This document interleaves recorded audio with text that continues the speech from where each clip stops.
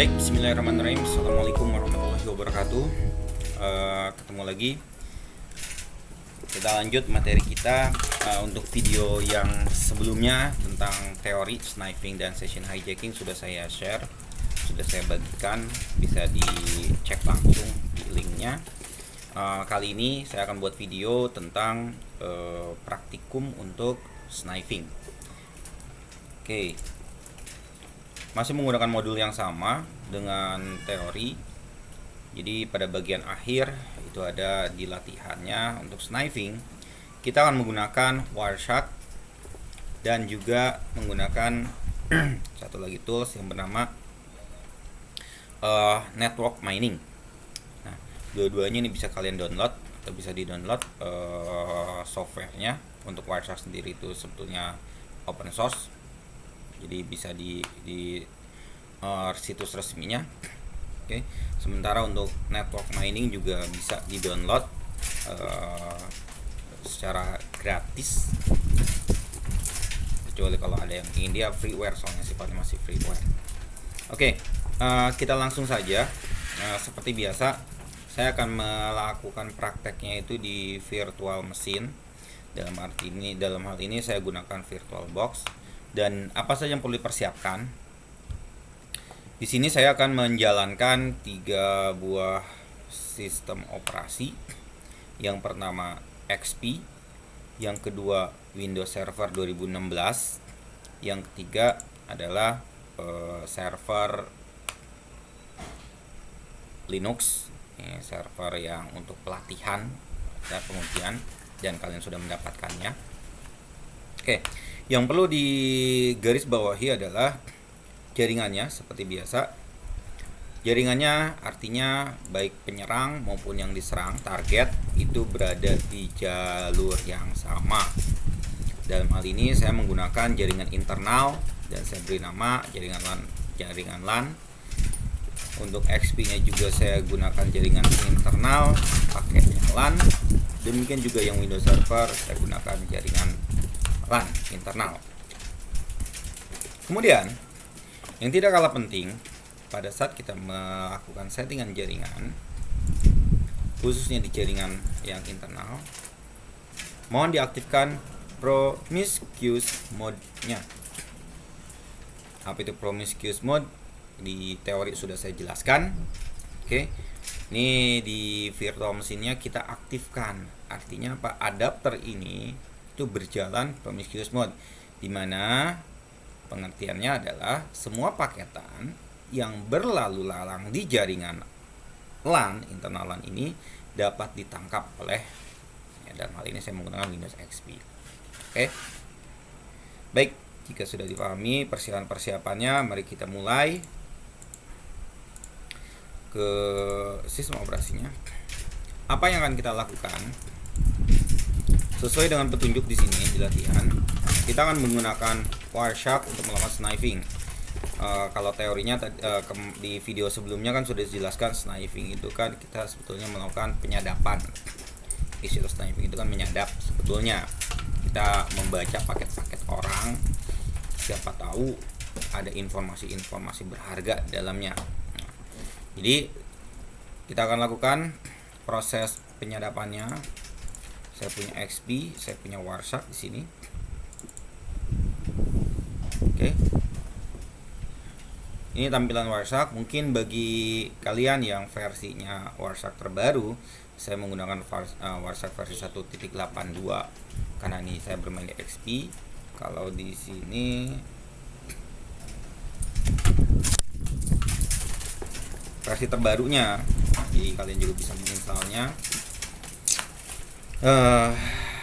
Di Windows 10 itu dia versinya versi berapa? Come on.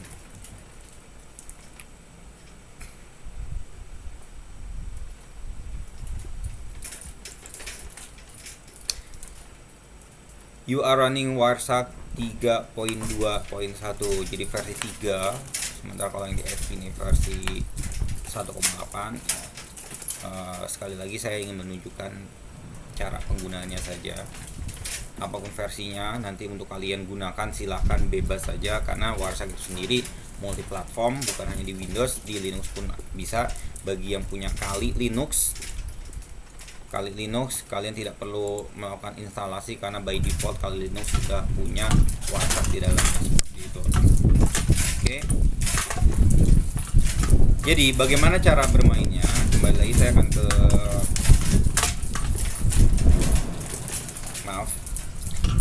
akan ke XP saja yang versi lama. Nanti tinggal menyesuaikan saja. Oke, di sini ada beberapa adapter yang ketangkap karena di XP tadi saya menjalankan 2 adapter. Kita lihat XP saya menggunakan 2 adapter. Adapter 1 ini NAT saya gunakan untuk download software yang dibutuhkan, jadi jaringan internet. Kemudian ini adapter 2, ini untuk jaringan dalamnya, sehingga di Warsak ini terdetek 2 buah adapter. Nah, kita ingin menangkap paketan atau ngintip paketan jalur traffic dari adapter mana, dari jaringan mana. Ini yang pertama. Jadi kita tentukan dulu mau pakai apa adapternya, yang mana yang akan kita tangkap. Nah, karena kita bermainnya di dalam jaringan internal, maka kita pilih jaringan internal. Kita cek. Ini juga di interface list, bisa dilihat di sini. Ini 192.168.251.20 ini yang lokal. Saya lokal, sementara ini adalah yang NAT-nya. Dan karena kita ingin menjalankan di lokal, oke, atau di internal pakai ini. Kalau ingin dua-duanya silahkan saja, bisa dua-duanya kita gunakan, oke. Tetapi nanti hasilnya akan banyak sekali, jadi saya akan fokuskan di lokal terlebih dahulu sehingga saya bisa menjelaskan paketan-paketan apa saja yang tertangkap sesuai dengan yang dikirimkan di jaringan. Oke, setelah kita pilih, kita lakukan start, maka proses penangkapan dari traffic itu mulai berjalan. Oke, kita lihat di sini belum ada aktivitas sama sekali. Kalau misalnya saya jalankan sebuah web browser itu kan membuka suatu traffic ya. Oke, kita buka browser misalnya. Oke, kemudian saya akan 192.168.251.2 ini adalah yang server Linux Ubuntu. Apa yang terjadi? Lihat, traffic sudah dimulai. Dari mana? Dari 20 ke titik 2 HTTP get. Oke. Nah, inilah fungsi kita melakukan sniping. Kita melihat apa saja yang terjadi di traffic sini. Bahkan kalau kita menuliskan misalnya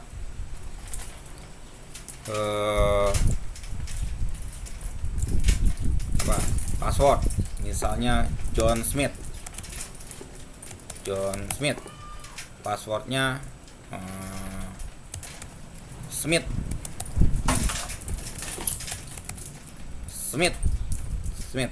Oke, kita login coba. Oke, dia pun akan terdetek.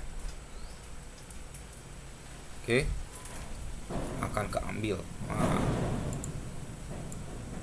Ternyata salah. Oke, kemudian misalnya kita akan coba lagi 192.168.251.200 ini saya punya server tadi, Windows server saya jalankan. Oke, mulai get ke 200 tampilannya. Ada HTTP versi 1.1 ini. Oke.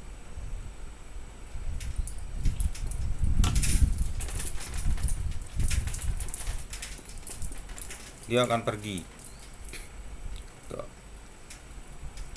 Artinya memanggil ya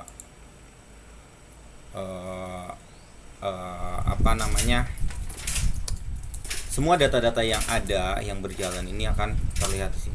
Oke, selanjutnya adalah misalnya kita berikan perintah FTP 192.168. Oke, bisa dilihat. Kedua, mana? FTP request list. FTP protokolnya bisa kelihatan FTP request list. Welcome directory listing. Respond directory send. Oke. FTP. Ini ya, FTP di sana kosong, tidak ada isinya. Oke. Kemudian kalau misalnya apakah ada FTP 192.168.200. Kita coba.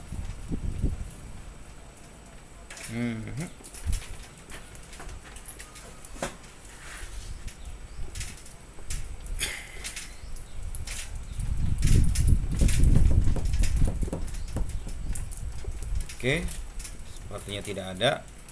Oke, tidak ada. Berarti FTP-nya memang tidak ada di yang server Windows Server.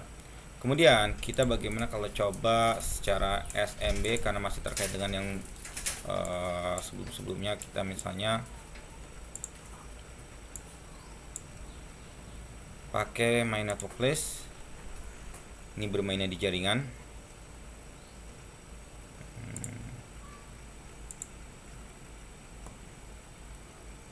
Kita pakainya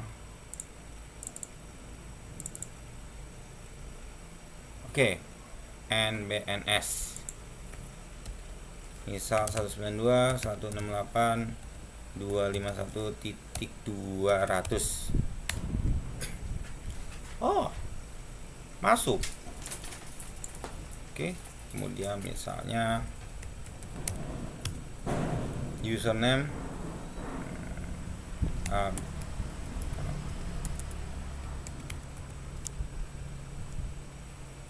oke, nggak mau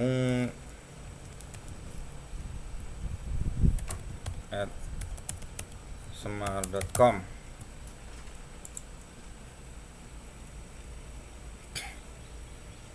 Kita lihat. Oh, ternyata tidak mau.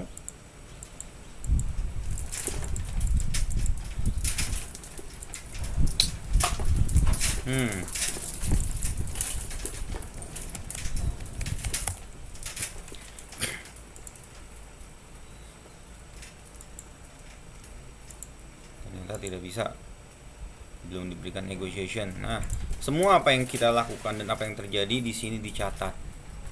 Inilah tugas tujuan kita melakukan sniping, menangkap paket-paketan apa yang ada di jaringan.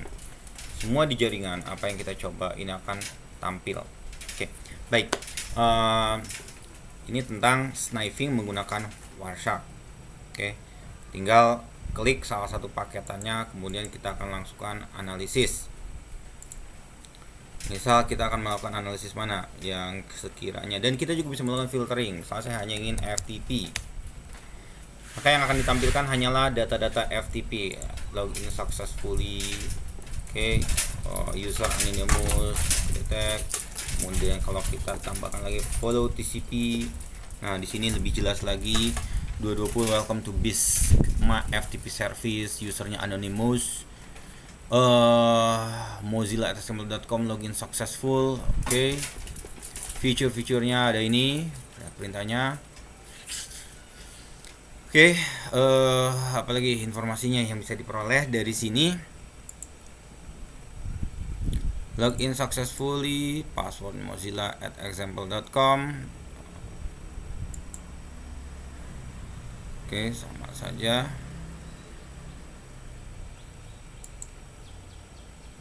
Kita belum mendapatkan nilai-nilai yang atau informasi yang berharga, tetapi setidaknya kita dengan melakukan sniping ini sudah mengetahui bagaimana caranya, kemudian informasi apa saja yang bisa diperoleh, bagaimana menggunakan tool dari Wireshark.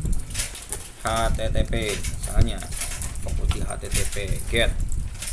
Oke, ini keduanya paketannya, ini informasinya. Oke, user agennya, host yang ketahuan, kedetek di sini. Gecko Firefox 52 Oke. Pull request.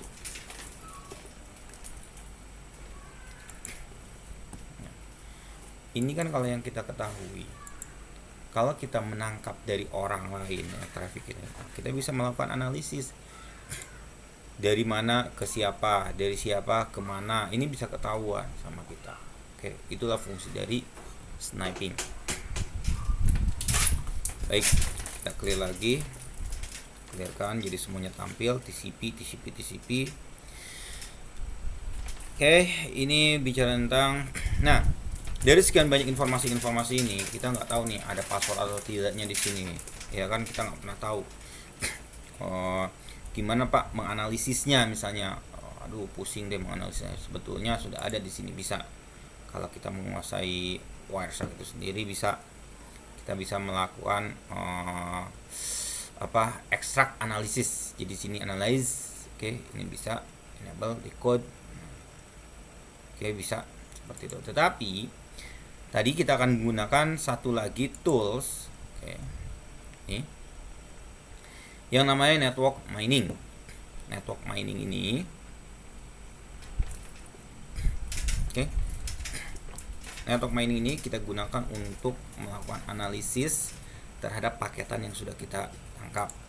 Ada dua cara network mining. Pertama, kita selesai stop dulu sini, stop, kemudian kita save as sebagai pcap. Ini kasih nama apa?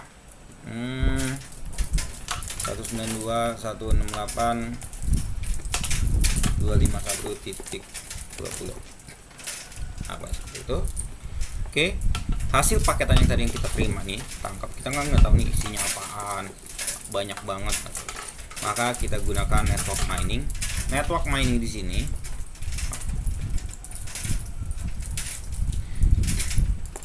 versinya untuk yang saya gunakan di XP pakai 1.6.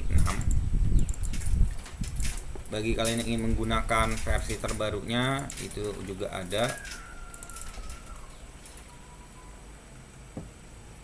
versi 2.5 untuk di Windows 10 nya, bisa di download 2.5. Oke, ini tampilannya kurang lebihnya sama saja.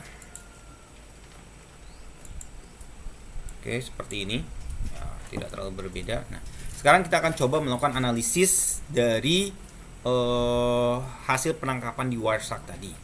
File open file pcap yang tadi ini sudah kita save. Oke, ya, sudah melakukan apa yang ada ditangkap di sini, ditampilkan di sini. Nah, inilah informasi yang sudah diperoleh. Wow. Baik, kita lihat ada host, ada 8 host yang ketangkap. Kemudian ada frame 30 frame, 30 lebih nih frame. File ada 7 file yang ketangkap.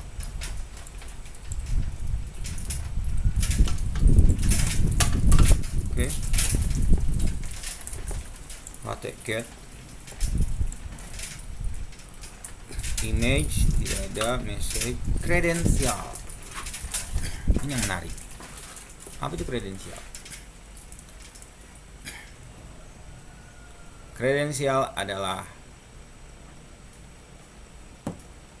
password. Iya. Kliennya siapa? Servernya siapa? Protokol yang kerjanya apa? Username-nya siapa? Tadi saya mengetikkan username kan, John Smith kan. Passwordnya tadi pun saya mengetikkan kan, John Smith. Nah, terdeteksi. Oke. Protokol FTP, username-nya anonymous, passwordnya Mozilla. Bayangkan jika kalian melakukan ini di jaringan normal, Misalnya kalian berada di coffee shop atau cafe-cafe atau di hotspot, kemudian kalian bisa melakukan sniping, dan ini yang dilakukan para hacker. Sniping, mendengarkan paketan, kemudian menganalisisnya, dan ada yang tidak melakukan encrypt, misalnya memasukkan suatu username, passwordnya bisa terbaca secara jelas. Dan NTLM challenge, nah ini bukan main-main, ini informasi berharga juga. Ada tools lainnya ya. Kalau saya katakan, hacking itu tidak mengandalkan satu tool saja, jadi saling berkaitan. Oke. Tools ini memberikan informasi seperti ini, kemudian untuk melakukan ekstraknya lagi nanti dibutuhkan tools berikutnya. Tetapi setidaknya dengan tools yang sudah ada sudah memberikan informasi berharga. Apa? Kurang lebihnya angka seperti ini.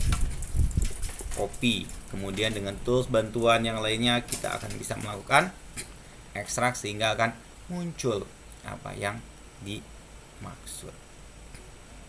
Oke. Baik. Nah, untuk network miner ini ada selain secara membuka secara pasif, artinya file yang sudah kita rekam sebelumnya, network miner juga bisa mengambil secara aktif, artinya bisa juga dilakukan seperti halnya Wireshark. Kalau misalnya, Pak, saya nggak punya Wireshark, Pak, network miner bisa nggak melakukan apa yang dilakukan oleh Wireshark? Oke, kita coba.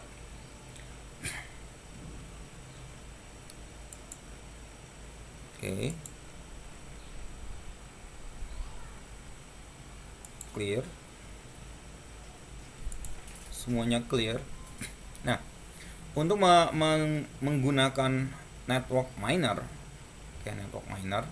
sebagai alat perangkat monitoring yang aktif, ini kita bisa lihat bagian sininya sama di yang terbaru juga seperti ini, tidak jauh berbeda tampilannya, hampir sama saja. Ini hanya perbedaan seperti ini aja. Oke. Jadi di sini kita bisa lihat ingin menangkap di bagian mana, paketan mana. Oke. Misalnya kita akan paket yang ini. Kita start. Oke. Maka sekarang network miner dalam posisi sedang listening, mendengarkan paket-paketan yang akan dikirimkan. Ya, kita coba. Kita coba kembali. Misalnya kita buka lagi.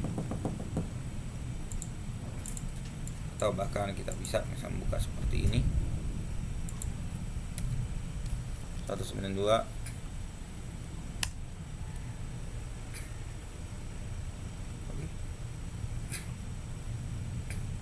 Langsung saja dia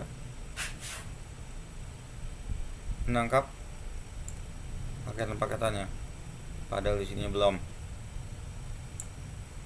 ya kan?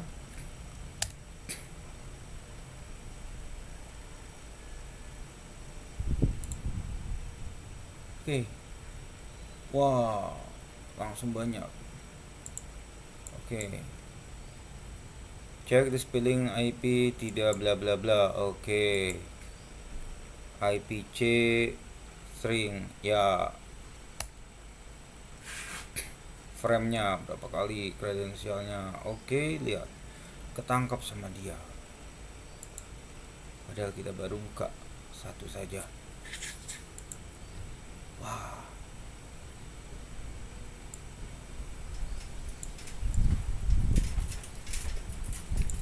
Username-nya deva, challenge-nya ya, dikasih keterangan challenge. Tadi kalau kita coba lagi Aldi ABC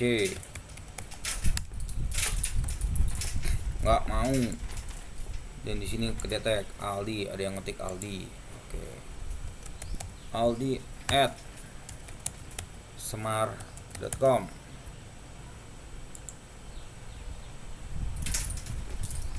Apa yang terjadi?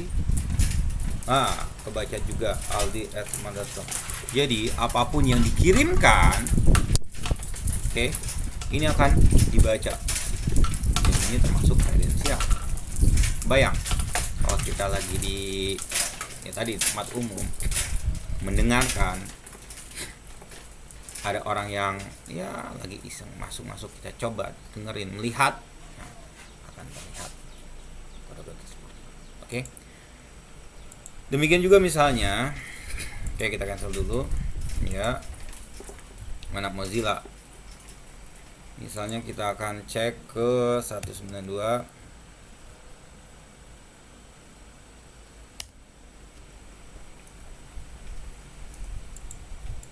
Oke, kita lihat, ketik nama misalnya dev, passwordnya Asep 0978. Apa yang terjadi? Dev Asep 0987 kebaca, meskipun benar tidaknya belum tahu. Login failed. Oke. Kemudian misalnya kita FTP tadi,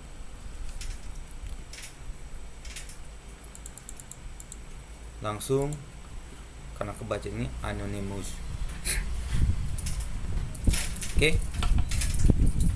Bisa kebaca seperti itu. Nah, inilah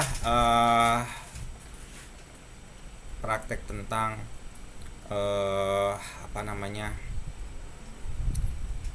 sniping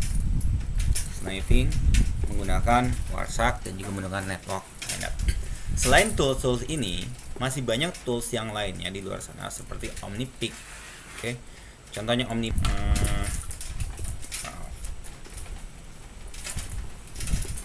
OmniPic tadi apakah sudah terinstall? Kayaknya belum. OmniPic belum terinstall. OmniPic sebetulnya tools analyzer jaringan juga. Intinya sebenarnya tools ini adalah tools untuk melakukan monitoring terhadap jaringan. Tetapi lagi-lagi karena informasi yang diberikannya itu cukup berharga, sehingga apa yang ditampilkannya itu bisa disalahgunakan. Itu aja gitu. Mana OmniPic? Bukan Paros. OmniPic. Oh ya. Sepertinya saya belum selesai OmniPic-nya. Oke, network saya masih bermasalah. OmniPic saya belum bisa. Jadi itu saja dulu praktek yang bisa kita kerjakan atau yang bisa saya tampilkan, yaitu penggunaan WhatsApp dan juga network miner. Nah, sebetulnya untuk melakukan sniping, semoga apa yang saya jelaskan didemokan dalam praktek kita kali ini dapat kalian pahami, bisa dipraktekkan.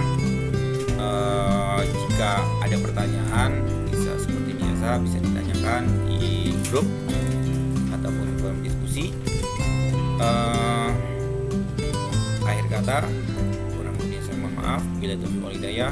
Wassalamualaikum warahmatullahi wabarakatuh.